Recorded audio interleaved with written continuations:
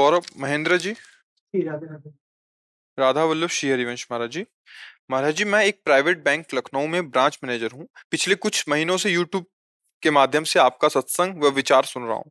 महाराज जी, मेरा सवाल यह है कि मेरा मन एकाग्र नहीं रहता, मुझे रात में नींद ही नहीं आती। प्रभु मार्गदर्शन करें एवं दिशा दिखाएं कि मैं आगे किस तरह अपने मन को और एकाग्रचित देखो, होकर। नींद ना आना ये तो शारीरिक जो कुछ ऐसी वस्तुएं होती है वो कमजोर हो जाती है, तो उसमें वो तो हमारा विषय है नहीं।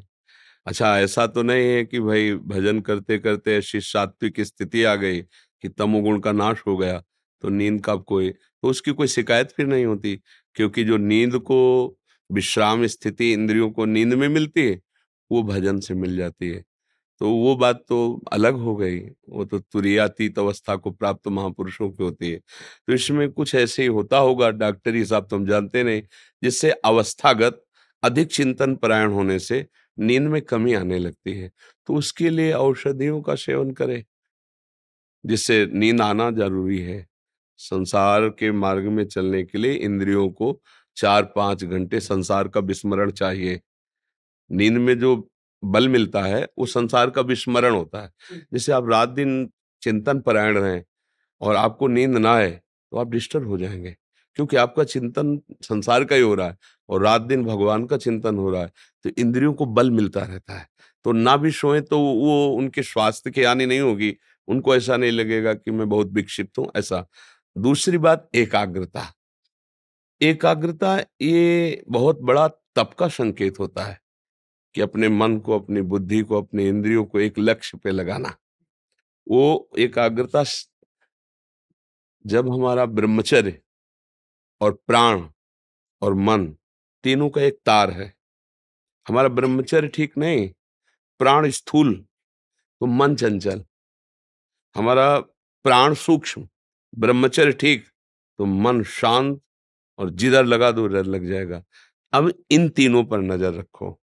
अगर एकाग्रता की बात आती है तो उसके लिए फिर मन एकाग्र होता है ना, तो ऐसे नहीं एकाग्र होता हो, उसके 2 पॉइंट सुधारो। प्राण स्थूल तो मन चंचल, तो उतना आहार सात्विक जिससे हमारा मन चंचल ना हो, और उतना गृहस्थ में भोग जितना धर्मयुक्त हो। वासना की पूर्ति के लिए निषेध किया गया है, संतानोत्पत्ति के लिए पूजा कही गई है। गृहस्थ धर्म में भी भोग करना उसे पूजा माना गया है, क्यों भगवान की सृष्टि का जो विधान है उसके अनुसार वो चल रहा है। अन्यथा अपने ब्रह्मचर्य को बचाए, प्राणों को संयमित रखे और नाम जप करे तो फिर मन एकाग्र होने लगता माता है। पिता का सेवा वर्त करता हूँ, तो कोरोना काल में माता जी का देहांत हो गया था पिछले साल। हाँ, तो उनका भी मन मतलब आता है, चेहरा आता है जब रात। देखो, इसका नाम मृत्यु लोक है। मरना यहाँ कोई आश्चर्य की बात नहीं है। मरना तो सबको अपने अपने समय के अनुसार, कोई नहीं बचेगा, ये तो पक्का है ना। तो उसमें चिंता नहीं करनी, जो सत्य विषय है उसमें नहीं चिंता करनी।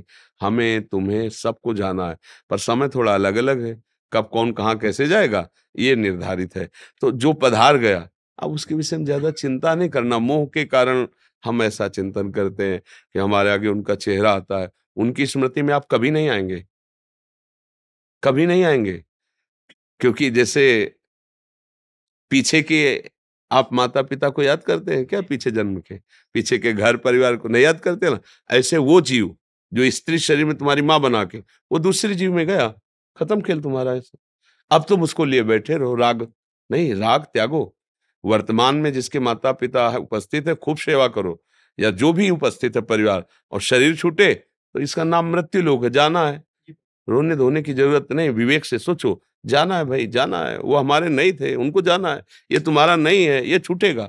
सत्संग का तो यही लाभ है ना कि विवेक ज्ञान जागृत हो जाए और नाम जप करो। जब से प्रभु आपका सत्संग सुनना शुरू किया है, मतलब केवल बैंक में भी जब बैठा रहता हूँ तो कहीं ना कहीं आपका वीडियो देखता रहता हूँ, तो मुझे इतना कॉन्फिडेंस डेवलप हो गया आपका देखने से, तो मैं इसीलिए आपके पास आया। हाँ, भगवान की बड़ी कृपा है जो आप सत्संग सुनते हो। हाँ, बहुत। हाँ, इससे आपको लाभ मिलेगा, और नाम जप जरूर करते रहिए। राधा राधा राधा। हाँ, नाम जप करते रहिए। मीनाक्षी जी मुंबई से। राधे राधे। महाराज जी, राधा वल्लभ श्री हरिवंश। महाराज जी, लगभग 1 साल से भगवान के प्रेम की तरफ बहुत खिंचाव महसूस कर रही हूँ। केदारनाथ बाबा की याद जैसे हर समय मन से जुड़ी रहती है, और अब वृंदावन और श्री राधा वल्लभ जी की तरफ खिंच रहा है मन। पर समझ नहीं आ रहा भगवान क्या संदेश दे रहे हैं और भक्ति में कैसे आगे बढ़ना है। कृपया मार्गदर्शन करें। केदारनाथ भगवान शंकर ही है। वो जब कृपा करते हैं तो अपने हृदय की बात बता देते हैं। हृदय की बात है उनके प्रिया प्रीतम। तो जो वृंदावन के प्रिया प्रीतम की याद आती है, वृंदावन की याद आती है, राधा राधा, ये तो महादेव जी की कृपा से ही आती है। तो उसमें कोई ऐसा ना समझे कि हम महादेव जी की आराधना छोड़ करके हम प्रिया प्रीतम की तरफ जा रहे हैं। गलत तो नहीं हो रहा। नहीं, भगवान शिव की कृपा से ही ये मार्ग पुष्ट होता है। वही गुरुदेव हैं, उन्होंने कृपा करके प्रिया प्रीतम की तरफ भेज। खूब नाम जप करो, वृंदावन धाम का भाव रखो और महादेव को गुरुदेव मानो। वो सबके गुरु हैं। वंदे बोधमयं नित्यम गुरुम शंकर रूपिणम। कोई समस्या नहीं, कोई परेशानी नहीं।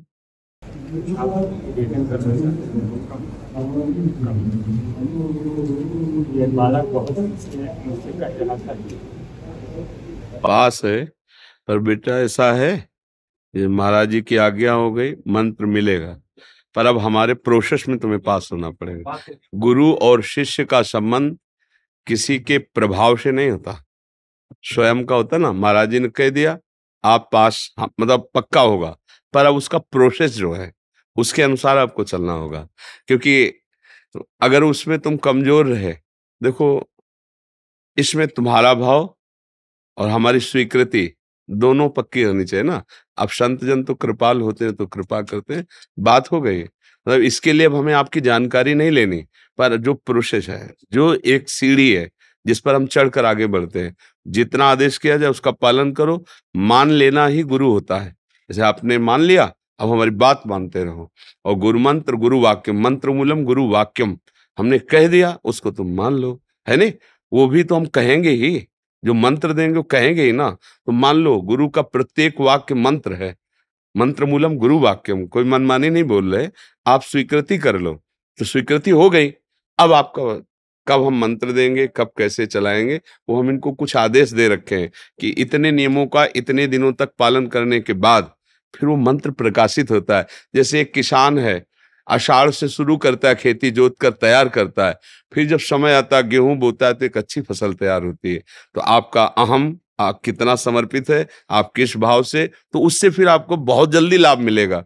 और ऐसे जेब में हम कंठी डाले हुए फौरन मंत्र दिया, तुम नरक जाओ या स्वर्ग जाओ, वो बात फिर अपने यहाँ ऐसा नहीं। जीव हम कहते हैं गुरु मंत्र मत लो।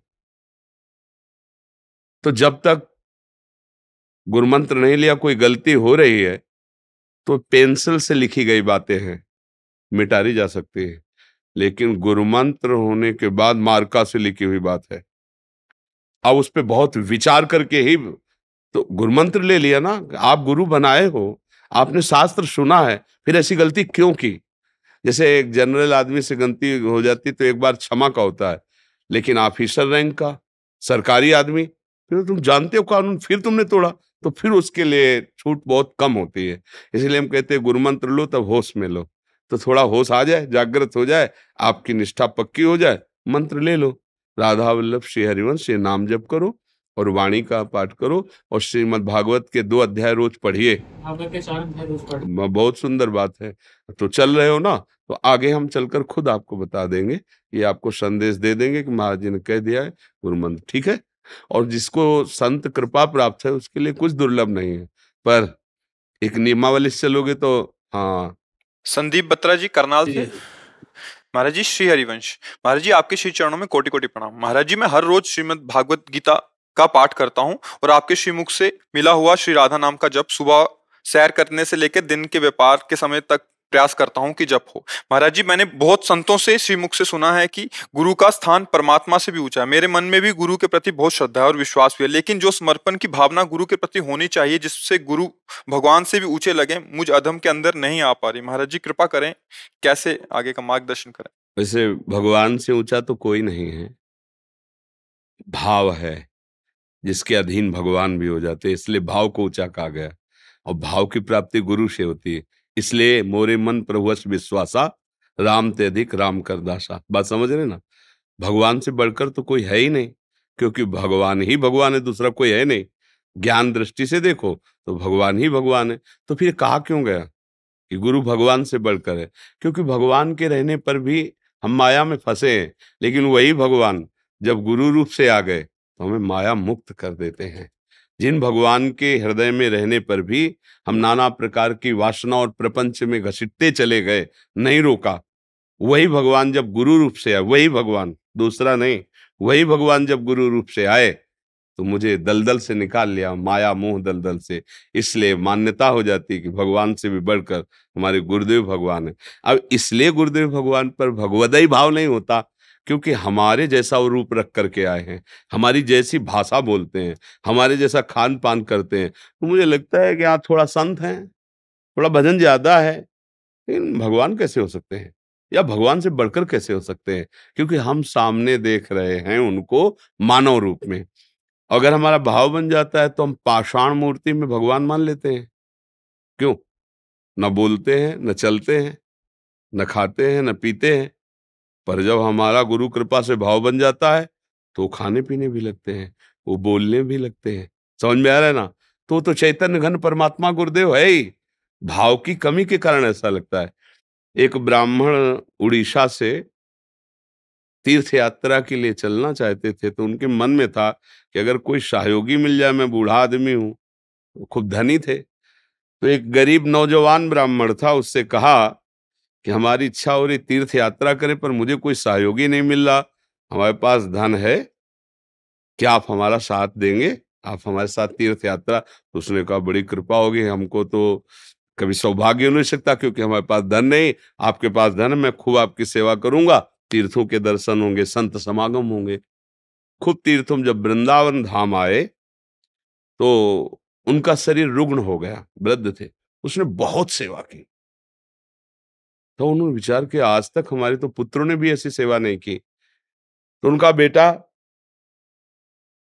मैं अपनी बेटी का ब्याह तुम्हारे साथ करूंगा और इतना दहेज दूंगा कि तुम हमारे समान धनवान हो जाओगे। तो उनका देखो हमने नहीं कहा, पर आप आशा जगा रहे हो, झूठ मत बोलना, घर में जाके बदल जाओ तो फिर, क्योंकि आप कह रहे हो तुम्हारे आशा जग गई ना कि ब्याह हो जाएगा और धन मिल जाएगा। तो गोपाल जी का मंदिर था, तो उनका मंदिर में खड़े होके कहता हूँ ऐसा कर दूंगा। और तीर्थों में गए, जब लौट के गए घर, अब वो बाट जो होता रहा गरीब ब्राह्मण को, भैया बात की थी, तो 2-3 महीना हो गए, बूढ़े बाबा सनके ही नहीं। तो उनके पास हो गए और कहा आपको याद है तीर्थ यात्रा में जब आप वृंदावन धाम गए थे तो कहा था कि हम भगवान को साक्षी करके कहते हैं बेटी का ब्याह कर देंगे और दहेज में धन देंगे बड़े। तो उनके लड़कों ने कहा कि तुम्हें डंडा खाना है क्या, दरिद्र कहीं का, तो देख रहा है अपनी हालत, मेरी बहन के काबिल है। और बाप से कहा तुमने कहा था क्या? वो भय में आ गया, उसने कहा मुझे याद नहीं कुछ, बूढ़ा आदमी मुझे कुछ याद। वो जवान ने कहा देखो हम कहा था उस समय तुमसे कि हमारी कोई आशा नहीं, तुमने अपने आप हमसे कहा है, हमारी आशा जगा दी, और फिर इसके बाद तुम नकार रहे हो, अब हम पंचायत डलवाएंगे। तो उस समय न्याय ग्राम पंचायत में प्रधान और ऐसे मुखिया जन करते थे। पंचायत लगाई, जवान आदमी था, तो पंचों ने पूछा, तो लड़के ने सिखा दिया भूल से भी आमद कर। तो उनका कि बूढ़ा हूं, मुझे कुछ याद नहीं, घटना याद नहीं मुझे। तो वो याद नहीं, भगवान को साक्षी करके कहा था। तो लड़के ने कहा अगर साक्षी दे दे भगवान आके ना, तो हमें बूढ़े से पूछने की जरूरत नहीं, तो हमें बेटी का ब्याह दे देंगे, जितना कहोगे उतना दहेज दे देंगे। क्योंकि वो जानते थे कि मूर्ति कहीं चल के थोड़ी आती है, और इसको विश्वास था कि भगवान भगवान है, चाहे मूर्ति में हो चाहे चैतन्य घन में हो, तो सब में विराजमान है। कुछ था घर में जो बेचा, 5 रुपया लिया, वृंदावन आया, ठाकुर जी का शयन भोग लग रहा था। कहा महाराज गोपाल जी, ब्याह वाली बात है हमारी और उसके साक्षी आप हो, तो आप साक्षी दे दे तो हमारा ब्याह हो जाएगा, तुम्हारे सामने बात हुई थी। लोग पागल समझने लगे, मंदिर में क्या बातें कर रहा है ब्याह आके भगवान। भोग लगा, पर्दा लग गया, मंदिर बंद हो गया, वो बाहर बैठ गया।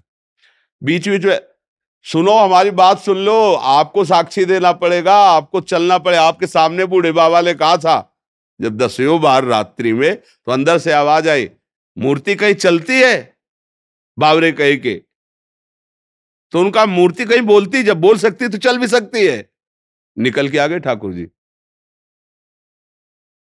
अब गोपाल जी कोटि मनमथ मनमथ परम सौंदर्य स्वरूप।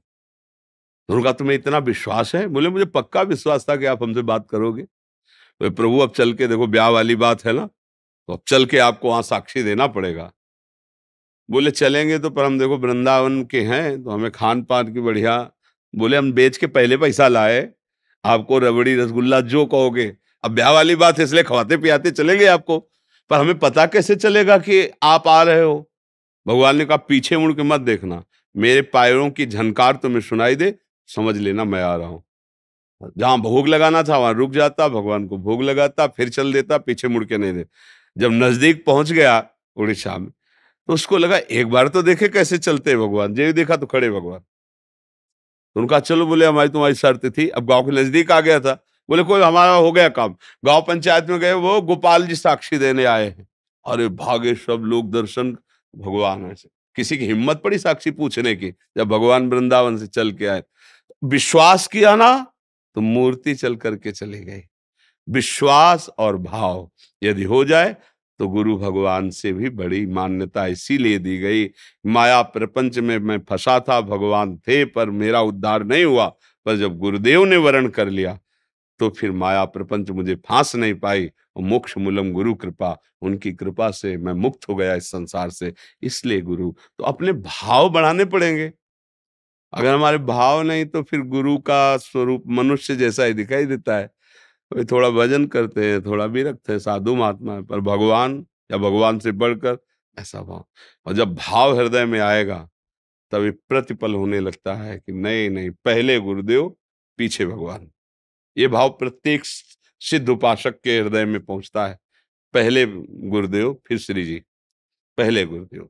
क्योंकि श्री जी तो पहले भी थी ना। न मैं जान पाया, न मैं सुधर पाया, न मैं सतमार्ग, लेकिन जब गुरुदेव रूप से आए तो जिस दिन से हाथ पकड़ा निहाल कर दिया।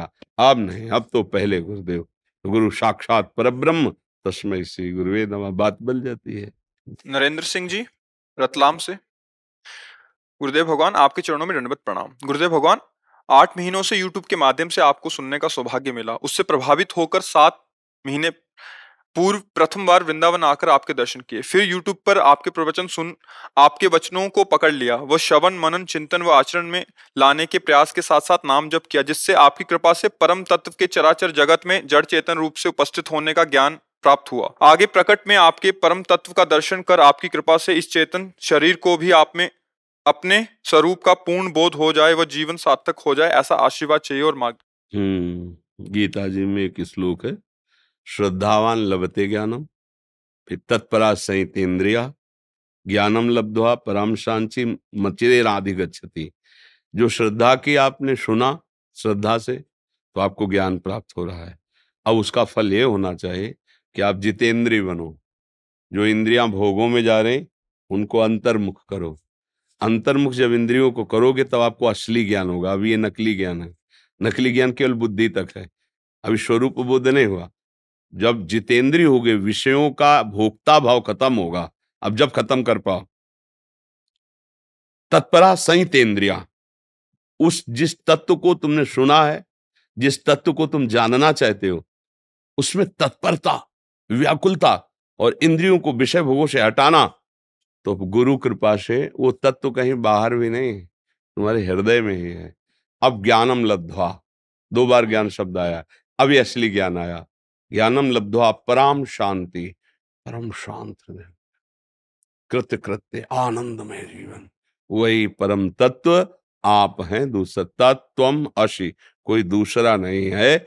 ये ज्ञान मार्ग में जब चलोगे ना तो इस शरीर का भाव मिट जाएगा, इंद्रियां अंतर्मुख हो जाएंगी, अंतःकरण के तुम दृष्टा बन जाओगे। अंतःकरण अभी तदात्म भाव में है, अंतःकरण के दृष्टा बनोगे, फिर कर्ता भोक्ता भाव नष्ट होगा। तब आपको दिखाई देगा कि मैं तो जो हूं वो वही हूं जिसकी खोज कर रहा था, दूसरा नहीं। जानत तुम्हें तुम्हें हो जाए, वो ब्रह्म स्वरूप हो जाता है। ब्रह्मविद ब्रह्म ही बहुत, जो ब्रह्म को जान लेता है तो और किसी को नहीं जानता, वो अपने स्वरूप को ही जानता है। वही स्वरूप है, दूसरा कोई न था, न है, न रहेगा। ज्ञान में जब भक्ति में इसको उतारते हैं तो हम जिसको जान रहे हैं वही इधर भी उधर भी, जिधर देखो उधर ही उधर। अब खोजने वाला गायब हो गया, अब बचा केवल प्रभु ही प्रभु। अब चूंकि वो भक्ति से चला था इसलिए जित देखूं तित श्याममयी। उसे ब्रह्म नहीं, माया नहीं, नहीं जीव नहीं काल, अपनी शुद्ध नारे एक रहे नंदलाल। बस वो कृष्णाकार वृत्ति, वो ब्रह्माकार वृत्ति, वो कृष्णाकार वृत्ति, बात दोनों की एक ही हो गई। भक्ति से वो ऊंचाई पर पहुंचा, वो ज्ञान से उस ऊंचाई पर पहुंचा। समझ रहे हो ना? हर इंद्री पर नजर हो और उसकी व्यभिचार प्रवृत्ति पर शासन हो।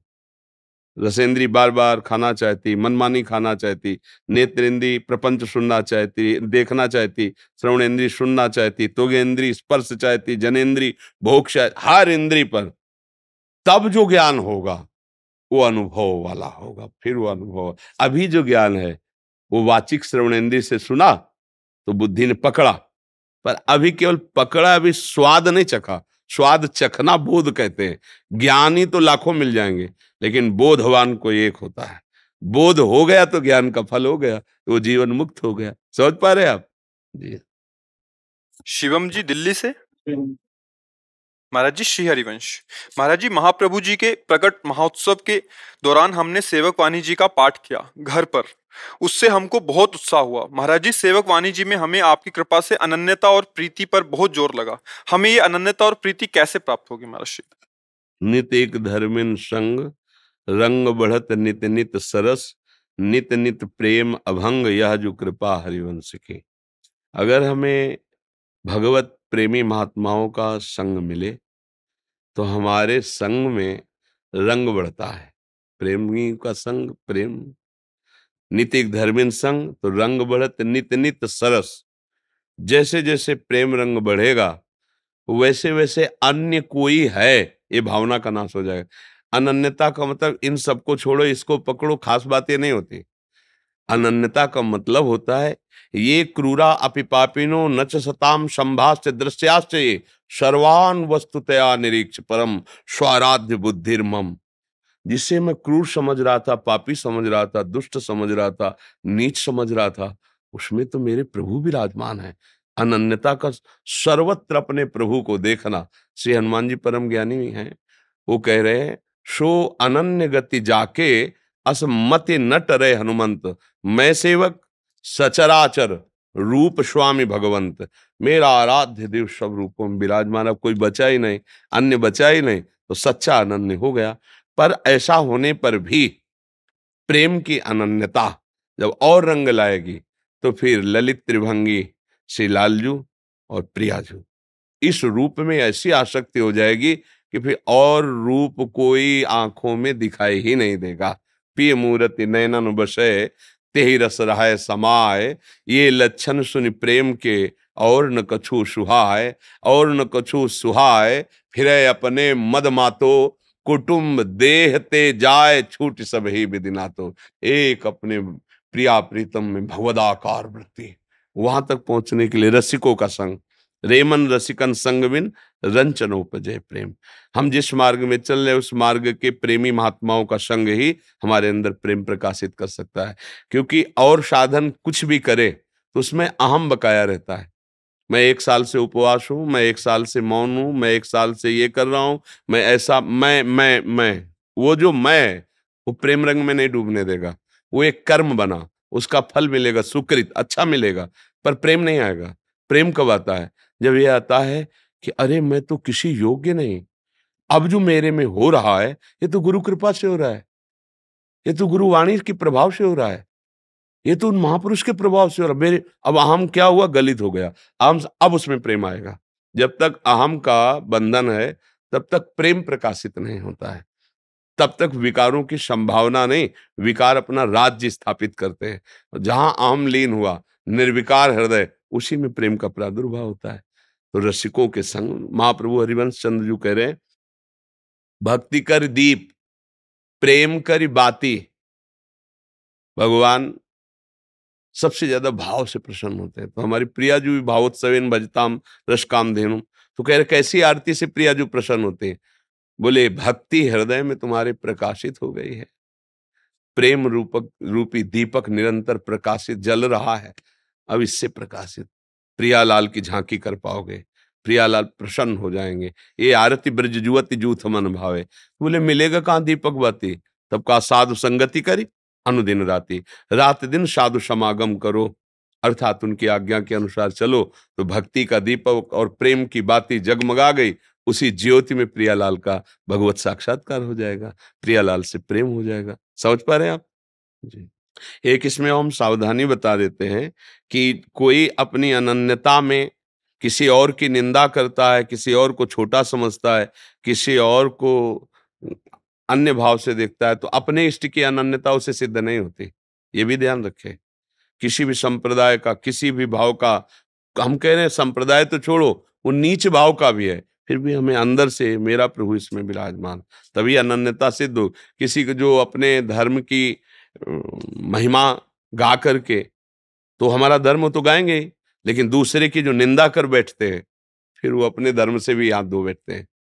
क्योंकि जो हमारे धर्म का अधिष्ठात्र है, वही उसी से सारे धर्म प्रकट हुए हैं। अगर हम किसी के आचार्य, किसी परंपरा का, किसी उपासना की निंदा करते, तो लौटकर हमारे ही आचार्य और इष्ट में आएगी, क्योंकि वही है, तो अपने इष्ट से हाथ धो बैठेंगे।